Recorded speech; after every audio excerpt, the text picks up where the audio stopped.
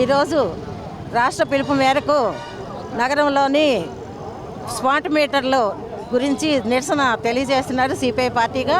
దాంట్లో భాగంగా మేమందరం కూడా హాజరయ్యాము.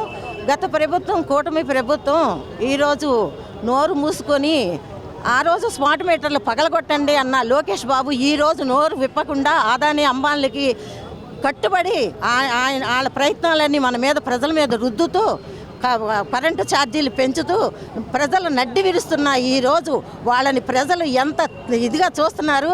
వాళ్ళని మరల వాళ్ళు ఓటేయమని అడగడానికి వస్తే కనీసం బాధుడని ఆ రోజు అన్నారు. ఈరోజు వీళ్ళు బాధుడని చేస్తున్నారు. చూసారా? అట్లానే వీళ్ళకి చూపిస్తారు సినిమా. యావత్తు ప్రజానీకం కూడా కరెంటు ఛార్జీలు ఎలా రీఛార్జ్ మోడల్ పెడితే రీఛార్జ్ అయిపోతే చదువులేని జనాలు రీఛార్జ్ చేసుకోవడానికి తెల్లారి వరకు చంటి పిల్లలు ఉంటారు, వృద్ధులు ఉంటారు, వాళ్ళకి గాలాడికి చచ్చిపోవాలన్నమాట. ఈ ప్రభుత్వం, ఈ కూటమి ప్రభుత్వం చేసే విధానాలు తిప్పి కొట్టాలని మేము యావత్తు ప్రజానీకం కూడా కోరుతున్నాం ఈరోజు.